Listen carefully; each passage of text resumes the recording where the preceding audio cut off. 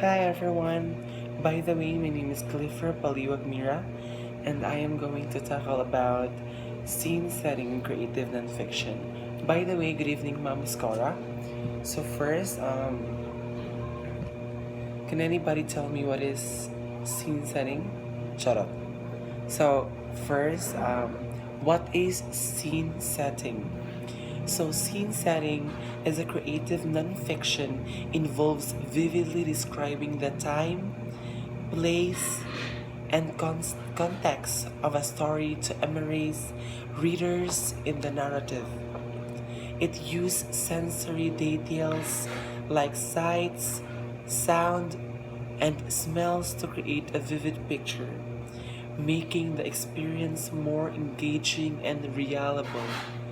This technique helps establish the mood and gives readers a clear sense of where and then events are happening.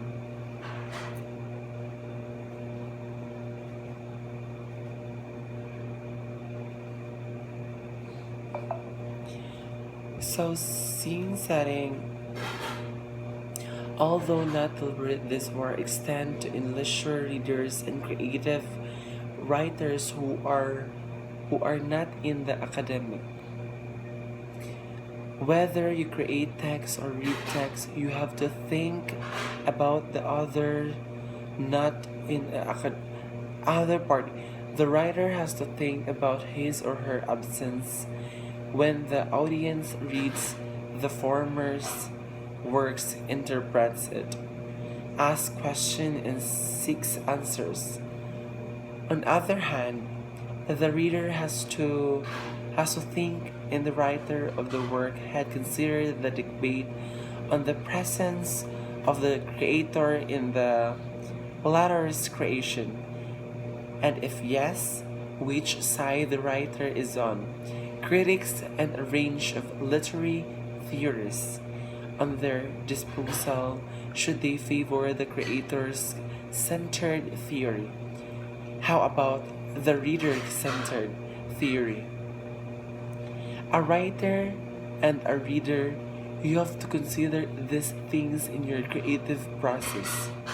You have learned that a writer, you have to set the tone of your writing. This includes the following: diction, we have syntax, and last but not the least, we have the sentence structure. First, the diction. So,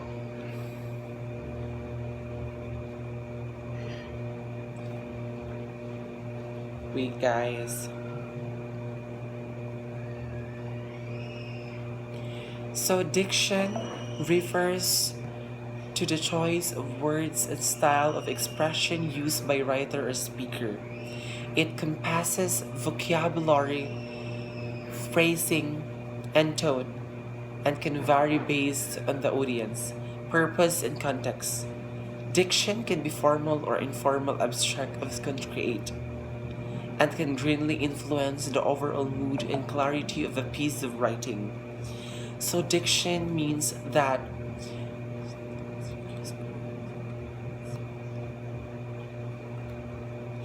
we need to choose the choice of words and style of expression used by a writer or speaker. Next, we have syntax. So, syntax refers to the rules and structures that govern how words are arranged to form sentences in a language. It involves the order of words, the relationship between them, and how they combine to create meaning. Proper syntax helps to convey clear and coherent ideas, while variation in syntax can create different effects such as emphasis and rhythm in writing. So syntax say that if we make sentence, we need to make it in the right way. If we make sentence, we need to construct it in a properly. We need to arrange it we need to arrange our sentence rather, in order for the readers to understand, to know what they are reading, so that we need to, the most vital thing is we need to arrange our sentence. And it involves the order, words, and the relationship between them, and how to combine to create meaningful language. So, last but not the least is the sentence structure. So, it says that um,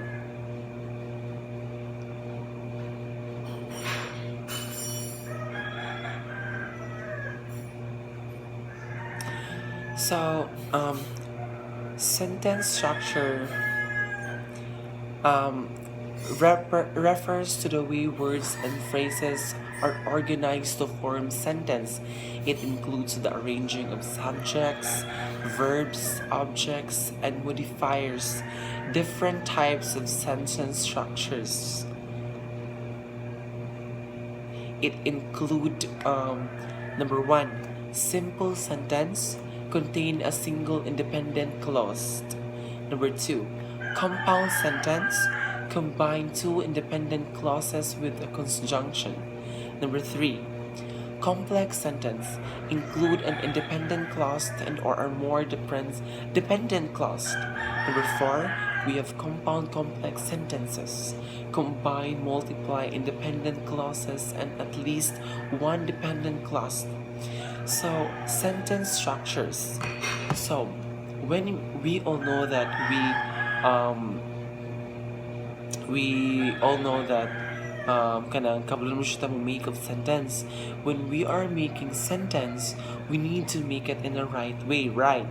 Because dili po daw kayo pwede if mahimuta if maghimuta og sentence and lain siya, it more arrangeable and more kanang considering when we are writing sentence, we need to use the right sentence that we need to write, because in order for the readers to understand, so that it refers to we words and phrases are, and also if when we are writing sentence, we need to write very organized, because if magsulat ta, if bisag unsa man itong sulat, like for example gasulat ta and mura kag wala sa imong nahuna, like gasulat ra kag sentence nga wala kabalo unsa na siya about, so hugaw siya kayo. So we need to write organized and also arranged. It also include arrange sa mga sentence, verbs, objects, and modifiers. So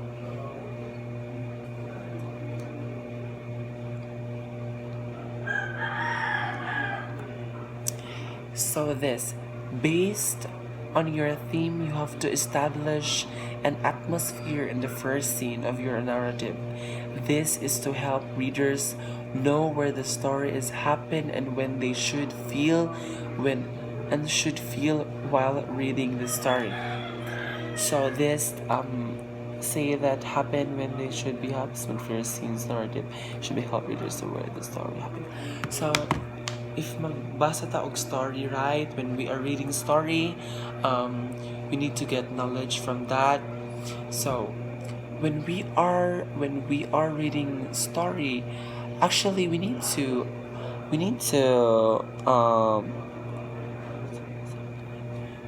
so mukhang siya tanong asa na siya nga story gagikan, where story came from, so and also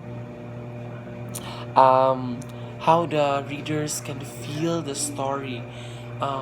When we are, diba, when we are reading story, usually we feel so kanang deeply ma-feel mo dyan na to ang essence sa ato ang gibasa sa story. If when we are reading a story, ma-feel dyan na to na actually. And then one of the poems um, settings, and also it includes this settings refers to the time, when, or place where your story takes place. When you specify information about time and place, it can also add tension to your writing. So,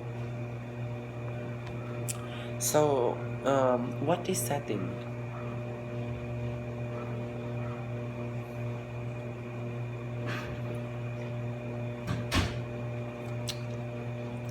So, settings refers to the time and place where a story occurs. It includes the physical location, historical context, environment, and cultural backgrounds that influence the characters and plot. The settings helps establish the mood and can shape the story themes, making it essential for immersing readers in narrative. It talked about more where the time and place, that is settings. And also, actually guys, ang sa book is very taas siya kaayo nga, taas siya ako ang report, but I got some very important thing to discuss. Tara, gakuha siya kog mga important thing nga dapat na ko i-discuss, because if I read this all, it is very kuan na tired, and di siya taas siya kaayo guys, but gakuha ko kato mga kana understandable ra nga mga meaning and need to discuss ra jud siya, like siya guys. And that's all. More siya ko report. The scene setting in creative nonfiction. Like when we are, basta don't remember it, when we are writing settings, we need to construct our sentence properly, Rajud. Basta kay ang settings guys refers to the time, when, and place where your story takes place. When you specify information about time and place.